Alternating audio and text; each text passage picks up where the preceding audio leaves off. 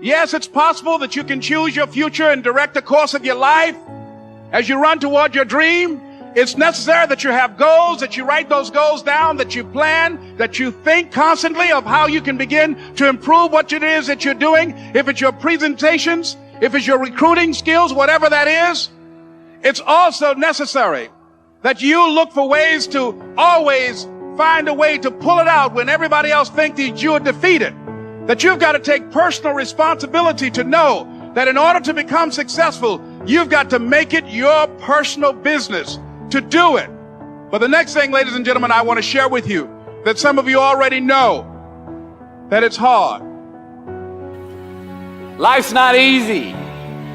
Life is not easy. It is not. Don't try to make it that way. Life's not fair. It never was. It isn't now, and it won't ever be. Do not fall into the trap, the entitlement trap, of feeling like you're a victim. You are not. Get over it and get on with it. And yes, most things are more rewarding when you break a sweat to get them. It's not easy.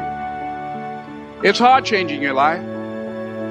It was hard when just over 3 years ago in the Penobscot building in Detroit, Michigan, where I was operating my business, and I fell on some hard times, and I was sleeping in my office. It was hard coming into the lobby, and the security said, "Excuse me, Mr. Brown, can we see you for a moment?" And I said, "Yes." And I walked up to the counter, and he gave me an envelope. And he said, "Would you mind reading it here?" And I opened the envelope, and the envelope was from management that said, "This is an office tower. It's not a hotel. Please do not sleep in your office." And it was hard coming through the lobby. And sometimes they would laugh. There's a guy talking about becoming successful. And look at him. He's bathing in the bathroom upstairs on the 21st floor. He sleeps on the floor. Him and 2 other dreamers up there. Look at him. It was hard, ladies and gentlemen, coming to speak to people. And I was facing financial difficulties in my own life. I was behind on my bills and my dreams, and I'm saying to them, you can live your dream. It was hard, ladies and gentlemen. It was very difficult to pick myself up each day believing that I could do it. There were times that I doubted myself. I said, "God, why is this happening to me? I'm just trying to take care of my children and my mother. I'm not trying to steal or rob from anybody. How did this have to happen to me?" It was very hard. And here's what I want to say to you. For those of you that have experienced some hardships, don't give up on your dream. No one could have convinced me by holding on, by continuing to push forward, by continuing to run toward my dream, that one day I would have my own talk show. It's a long shot, ladies and gentlemen, from Liberty City, an abandoned building on a floor, never knowing my mother or father. It's a long shot. Being here with you today in this dome in Atlanta, it's a long shot. No college training, labeled educable, mentally retarded, but I kept running toward my dream. Don't stop running toward your dream. It's very important as you hold on to that dream. There are moments when you're going to doubt yourself. There are rough times are going to come, but they have not come to stay. They have come to pass. It's very important for you to know that. Don't say I'm having a bad day. Say I'm having a character building day. It's very important for you to believe. I want you to know that you're blessed and highly favored, and that as you go toward the future, begin to know that you have greatness within you. And if just one of you here begin to envision yourselves as being blessed and highly favored to reach your goals, if just one of you capture the essence of what that means, that you have greatness within you and a responsibility to manifest that greatness, that you can make your parents proud, you can make your school proud, you can touch millions of people's lives, and the world will never be the same again because you came this way. And you must feel that's why you're here. Ladies and gentlemen, it's not going to be easy. You gotta have a tremendous work ethic. to be successful in here. In other words, and you can relate to this, you gotta have a lot of dog in you. You really do, man, if you want to be successful, because it's going to be a lot of trying times. So you have to have a tremendous work ethic. But you got to have faith. Faith is the substance of things hoped for and the evidence of things not seen. What is the evidence of things not seen? I just told it to you. Albert Einstein said, imagination is everything. It's the preview to life's coming attraction. But guess what? Your imagination really is. It's the evidence of things not seen. Faith without works is dead. You hear it all the time. You go to church and you learn all these scriptures, but then you don't apply none of them to your life. You are looking at a man who has made the simple application of 3 or 4 scriptures and maxed them out to get here. I maxed out 3, 4 scriptures to get here. It was hard laying on the floor of the Penobscot building, looking out of the window, daydreaming, saying, Les, can you do this? Can you make this happen? I used to listen to tapes day in and day out about See You at the Top, my great friend Zig and Dennis Waitley and different other motivational speakers and Dr. Norman Vincent Peale. And Dexter saying, don't let nobody steal your dream. I used to ask myself, can I do this? And something said within me, you're the one. You're the one. And let me tell you something, ladies and gentlemen. While you're here, and before you go back home to your respective cities and communities, write down at least 5 reasons on why you deserve your dream, on why you won't give up, what's going to make you unstoppable, why you must be unreasonable, because logical, practical thinking says you can't do it today. But if you want to produce unreasonable results in your life, like living your dream and taking charge of your destiny, you've got to be an unreasonable person. You've got to be an uncommon person. So write down the reasons of why you're here. My first major goal was to buy my mother a home. And let me tell you something, ladies and gentlemen. What will reasons do, Les? Nietzsche said, if you know the why for doing, you can endure almost anyhow. What do you mean by that? If you know why you're doing something, when the hard times come, and they're going to come, when the disappointments and the rejections come, and they're going to come by the truckloads, your reasons will be your rod and staff to comfort you, to pick you up. Once again, I got a saying on one of my tapes, if life knocks you down, try and land on your back, because if you can look up, you can get up. Let your reasons get you back up. It's possible for you to live your dream. It's necessary that you associate with winners, that you work your system, that you are relentless, that you never give up.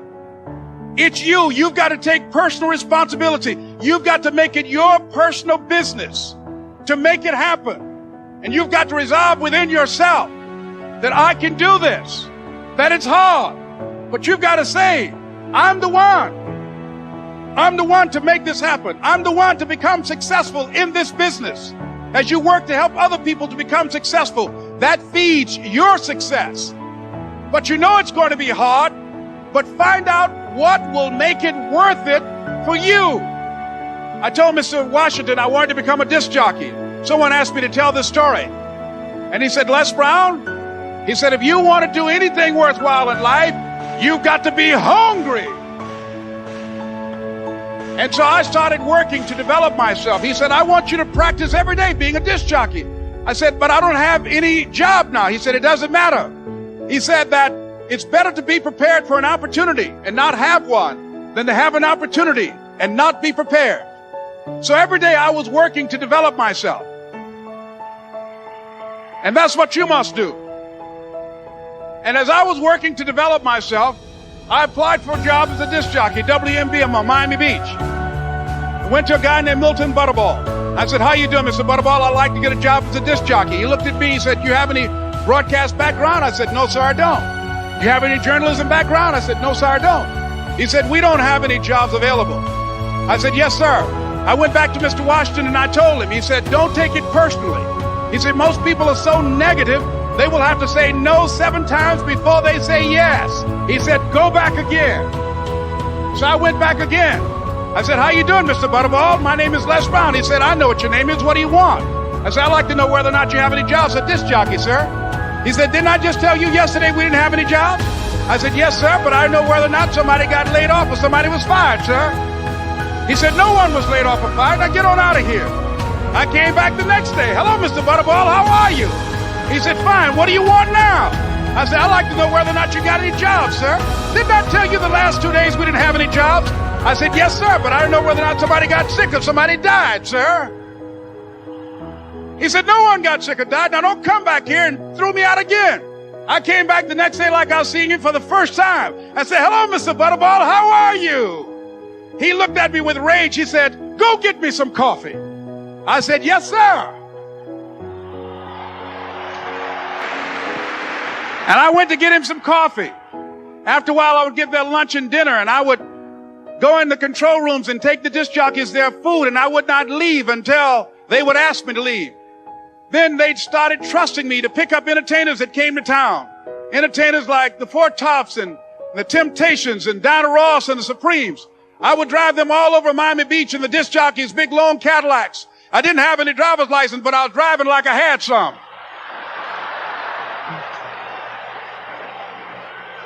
And one day, one Saturday afternoon, while I was at the radio station, a guy named Rock was drinking while he was on the air. I was the only one there, looking at him through the control room windows, walking back and forth, young, ready, and hungry. I was saying, drink, Rock, drink. Drink, Rock. I'd have gone to get him some more if he'd asked me to. Pretty soon the phone rang and it was the general manager. And I answered the phone. I said, hello? He said, Les, this is Mr. Klein. I said, I know. He said, Rock can't finish his program. I said, I know. He said, would you call one of the other DJs in? I said, yes, sir. I hung the phone up. I said, now he must think I'm crazy. I called my mom and my girlfriend, Cassandra. I said, y'all turn up the radio and come out on the front porch. I'm about to come on the air. I waited for about 20 minutes. And I called him back. I said, Mr. Klein, I can't find nobody. He said, young boy, do you know how to work the controls? I said, yes, sir. He said, go in there and don't say nothing here. I said, yes, sir. I couldn't wait to get behind those controls. I put on an old Stevie Wonder record called Fingertips. I sat down behind that turntable. I said, look out, this is me, LB Triple P, Les Brown, your platter playing papa. There were none before me and there will be none after me. Therefore, that makes me the one and only, young and single and love to mingle, certified, bona fide, indubitably qualified to bring you satisfaction, a whole lot of action. Look out, baby, I'm your love man. I was hungry. I was hungry. So, ladies and gentlemen, if you want to make your dream become reality, the people that are running at their dreams know that it's possible that you can live your dream, that it's necessary, that you're relentless, that you have a plan of action, that you are creative. The people that are living their dream are finding winners to attach themselves to.